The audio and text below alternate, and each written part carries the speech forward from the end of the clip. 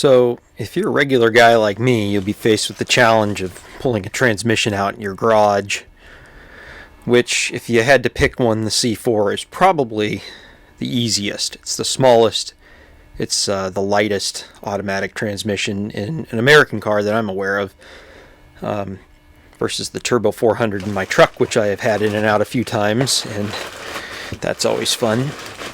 This is a custom built from a Ford core, of course, torque converter, built by Champ Converters in Indiana, Evansville, I think. Those guys are really awesome, like just down to earth, talk to you about anything. This is the second iteration of this converter. I haven't covered this in a video before, just simply because of time constraints.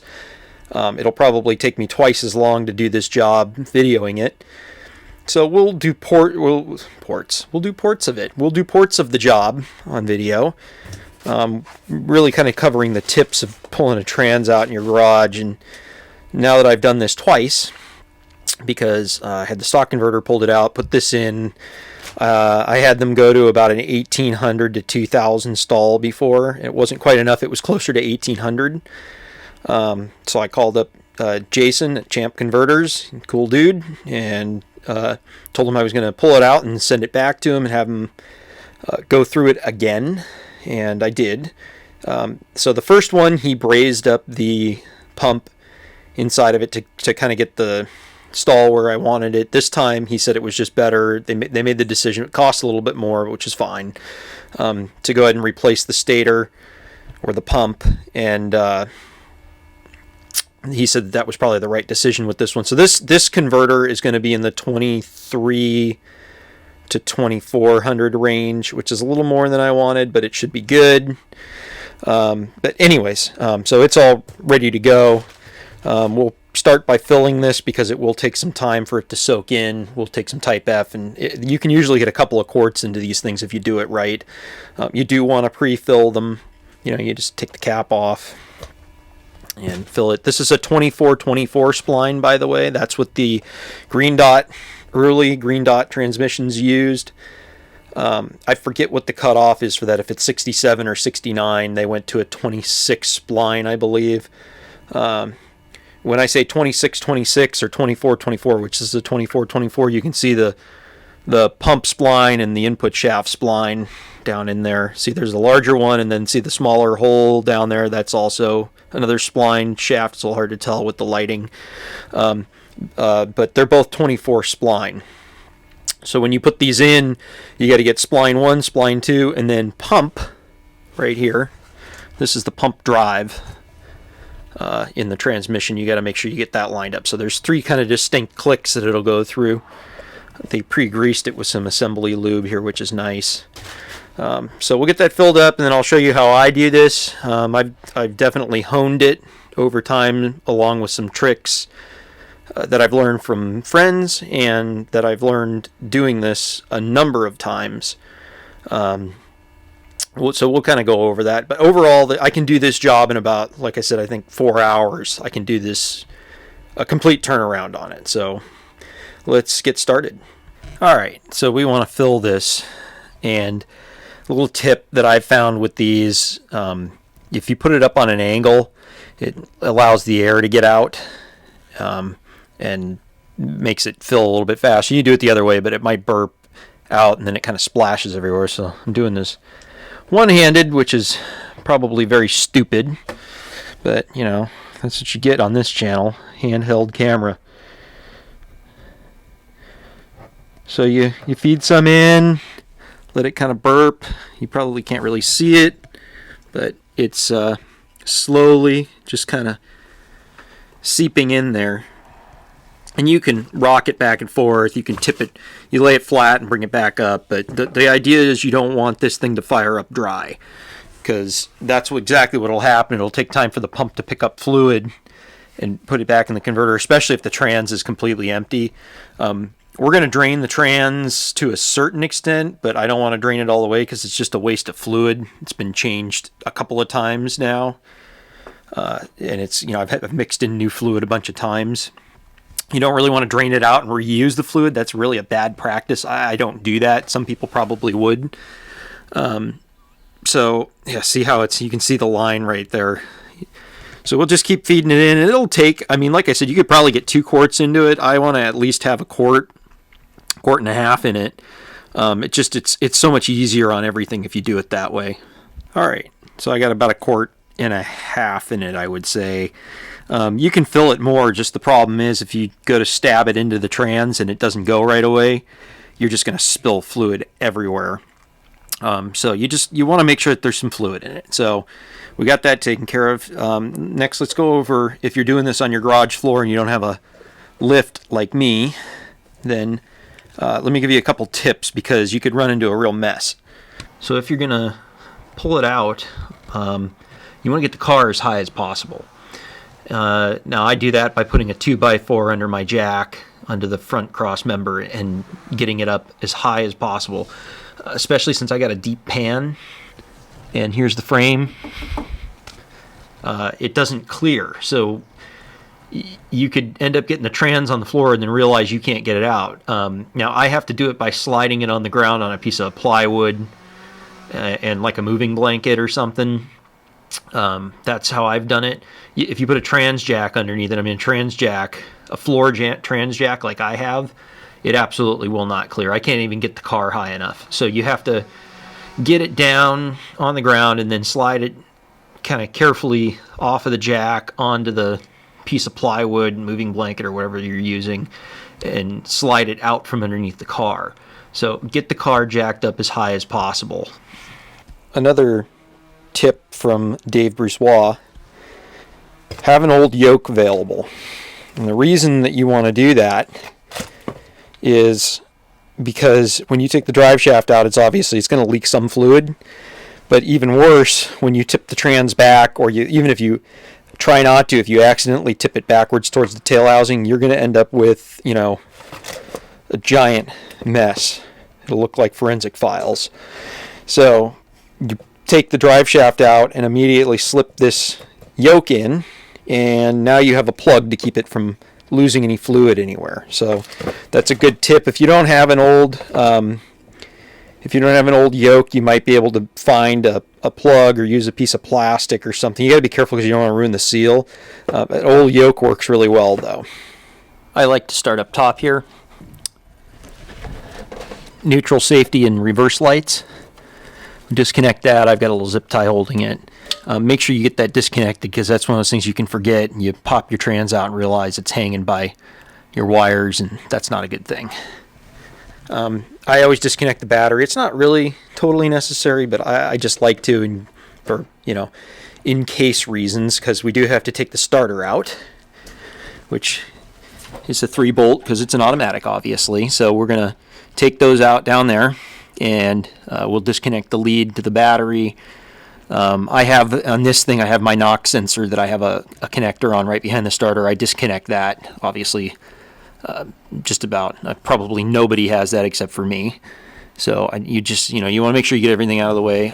The dipstick tube is bolted to the starter. So for the time being, I just rotate it kind of out of the way and get the starter out of there.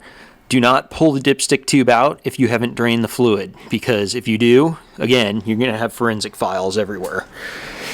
So that's about it up top here. I can't think of anything else. So like I said, I like to start up here before I jack it up. It makes it a little bit easier.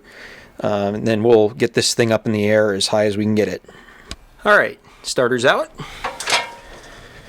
So I sneak it up through there. I like to use some long extensions towards the front. Of course, I got the header and the VI head. It'll vary depending on how you do it.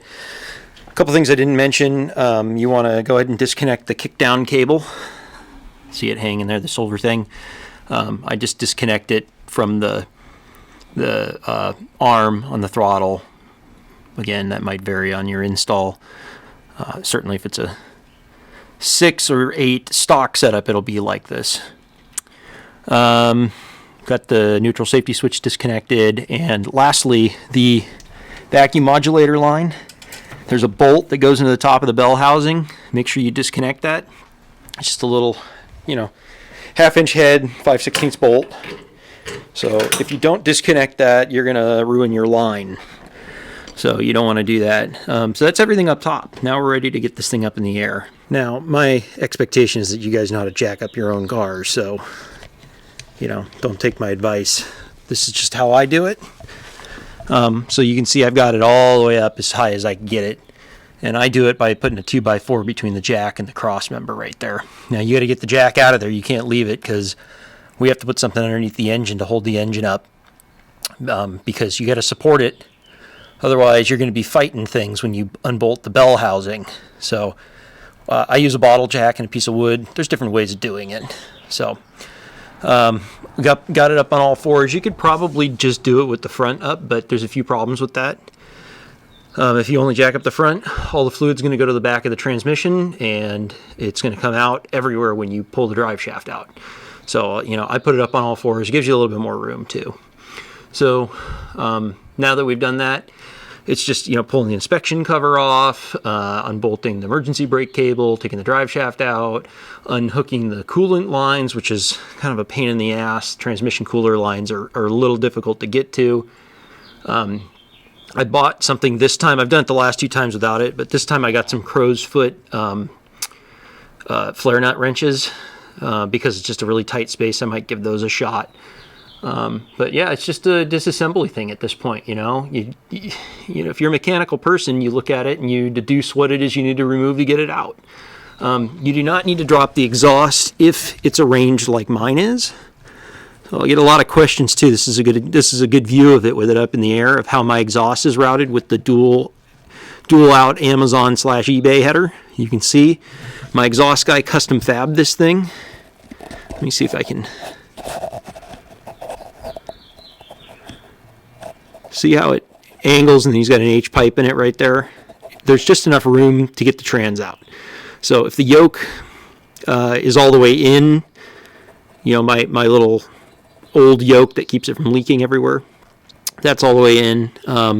It absolutely will clear. You unbolt the cross member, take the cross member off of the trans and get it out of there. Then it comes out relatively easily. So let me drain the fluid out of it. I'm going to drain most of it, not all of it, and we'll go from there. I don't know if that's focusing or not, but as my dad used to say, right tools do a right job. So that's the cooler line on the back of the motor, or back of the trans. So I got this crow's foot set up here. I've done this a couple times before without this, and it made it extremely hard.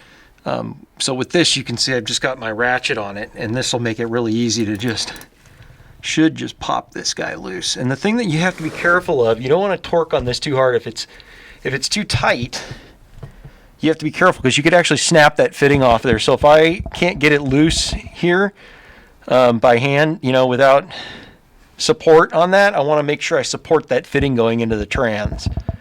It's been off recently, so it should go, but yeah, that's torquing too much. So let me get a wrench on there to keep that from moving.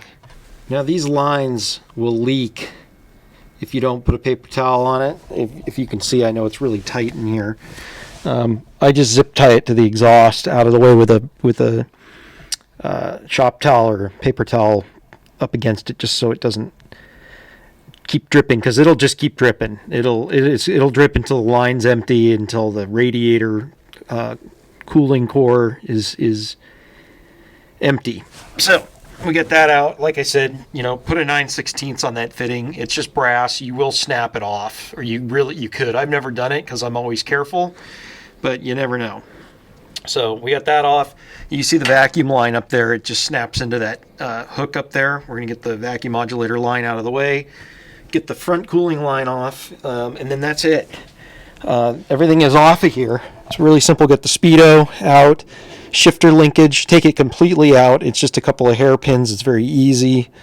You know, I leave the kickdown cable just hanging here. That's fine.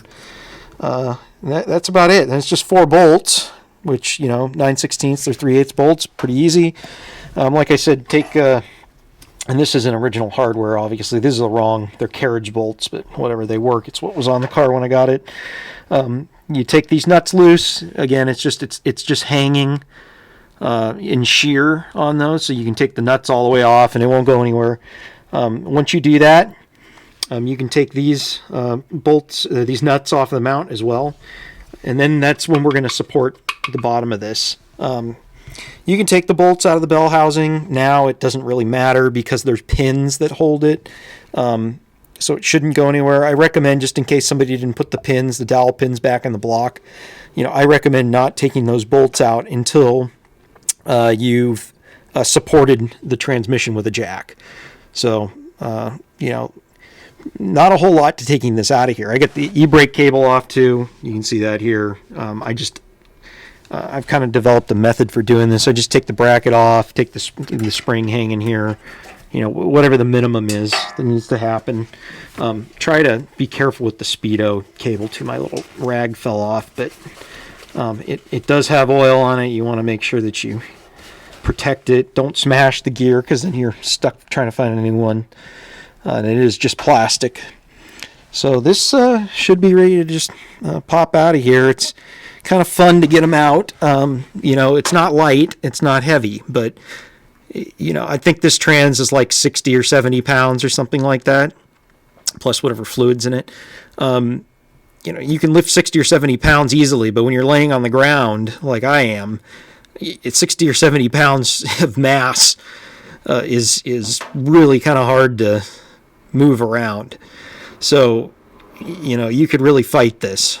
I'm probably going to use my floor jack. The first time I used my trans jack and I just didn't have enough clearance, and I ended up having to try and get it off of the jack under the car. And the floor jack is at least lower. So we just put a piece of plywood under the floor jack and slide it around. Okay, so now you get a pretty good visual of it. I got my floor jack, a piece of plywood under the pan. Of course, a stock pan, you'd have a little bit more room. Now, normally what you would do, and actually what I did the last two times, I'm not going to do it this time.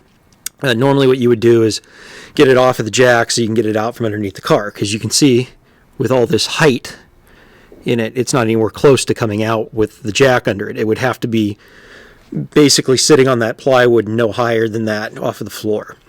Since I'm just doing a torque converter change, I've slid it back far enough. I'm just going to pop the torque converter out right here so I don't have to take it off the jack.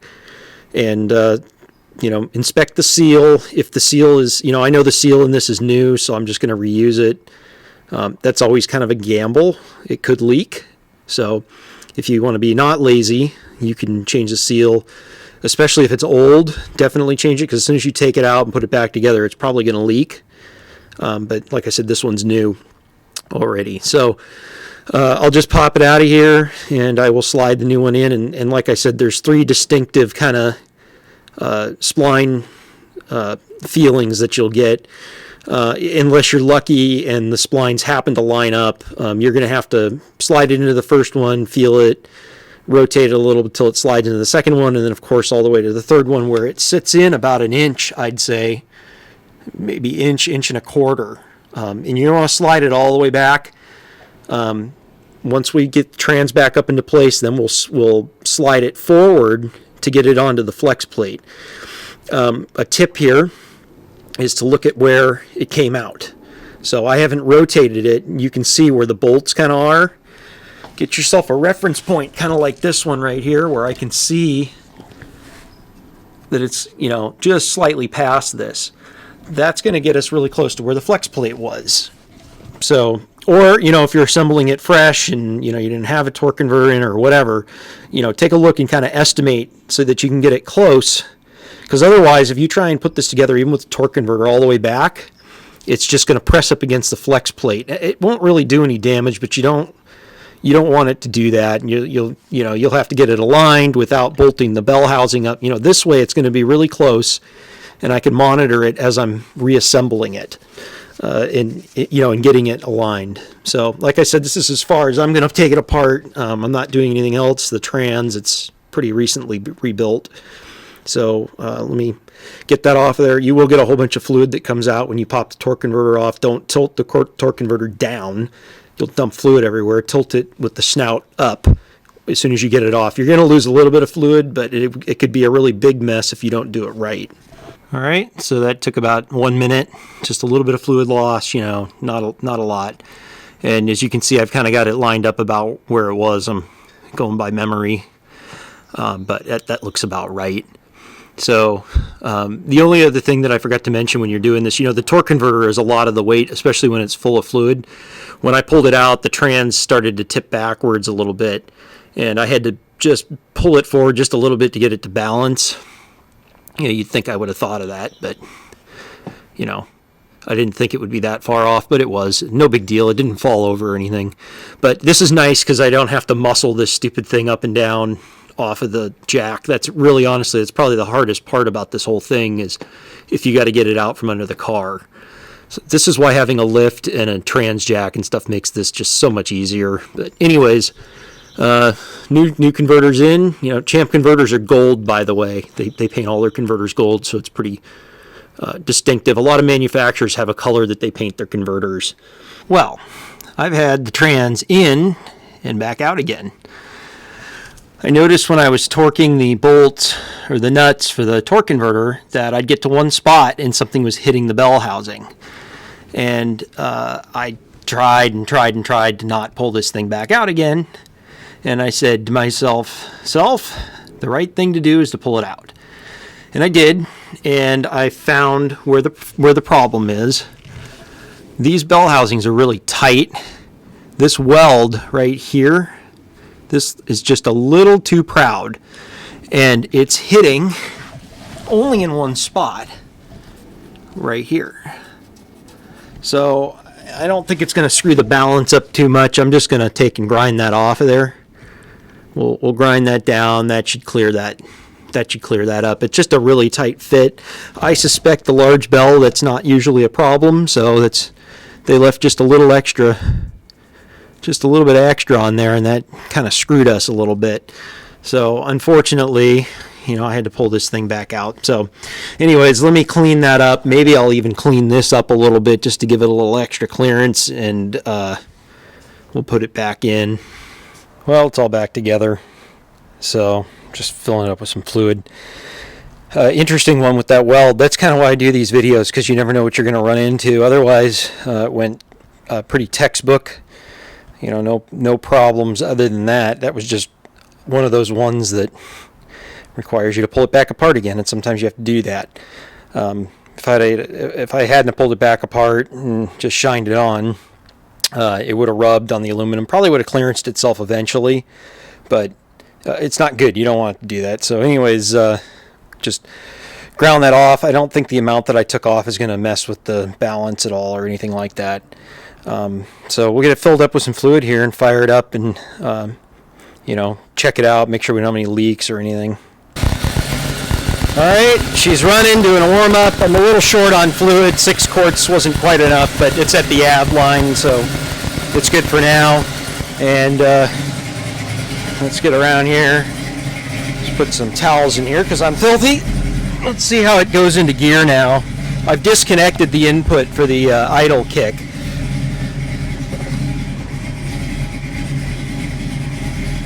That works surprisingly well. It's a hell of a lot better than it was, so that's good. That's really good.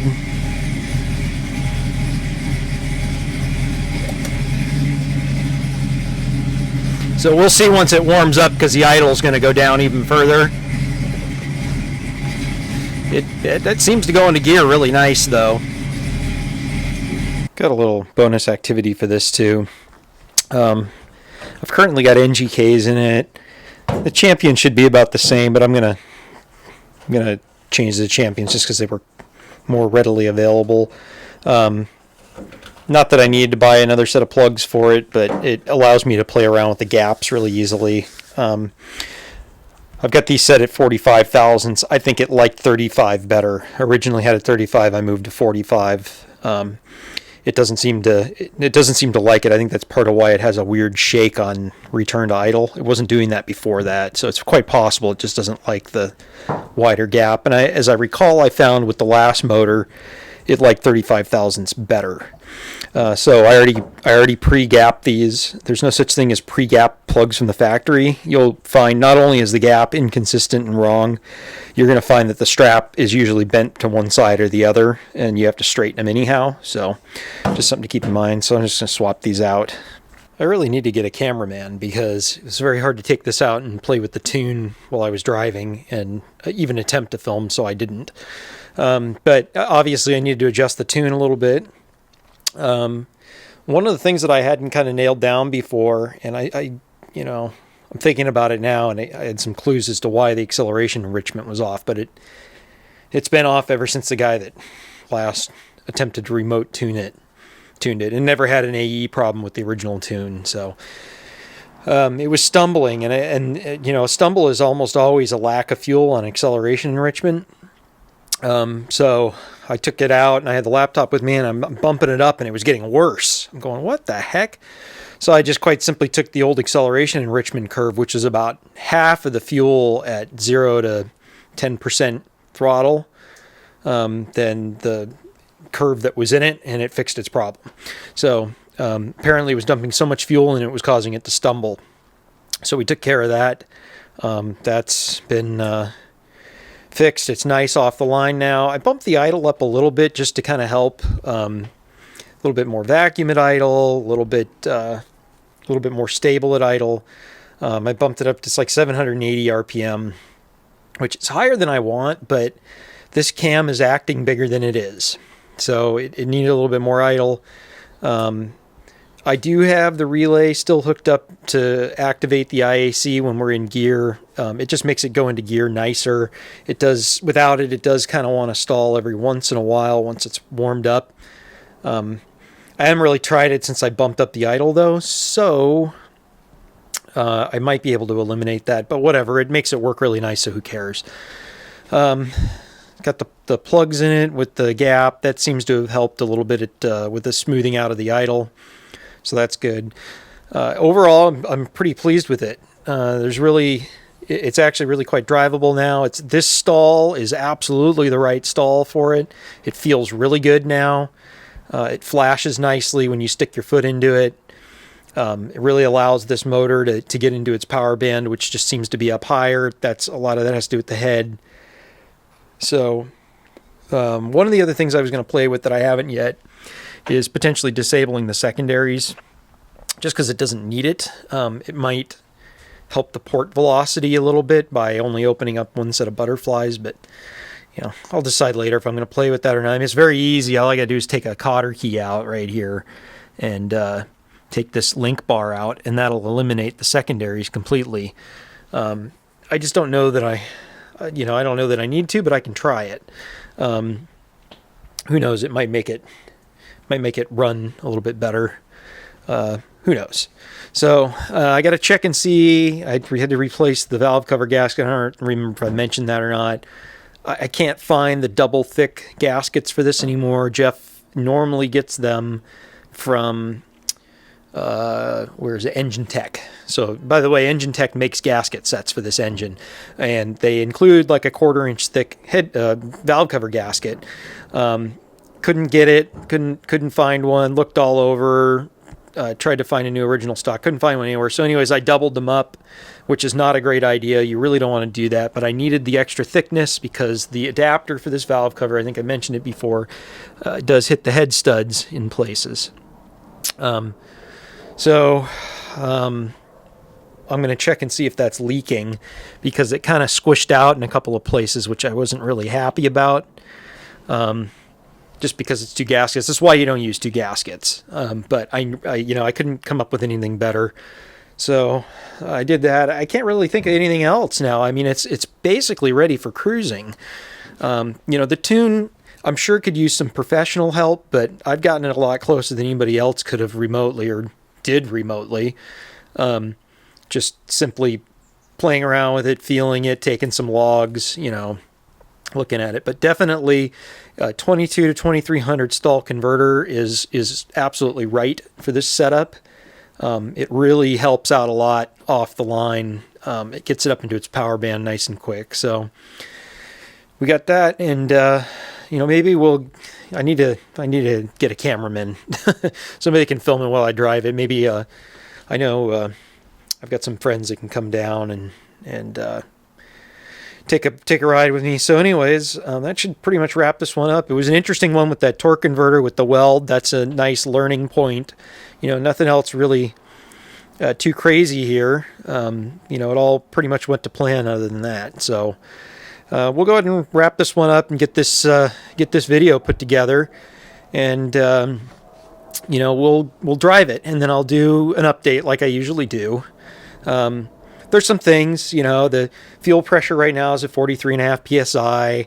The injectors might be at the very upper limit of the 19 pound per hour. I may need to change to 58 psi with these injectors. There's updates that I can do to it. I mean, right now I'm very pleased with the way that it drives. So, we'll drive it for a while and see what happens. So we'll wrap this one up.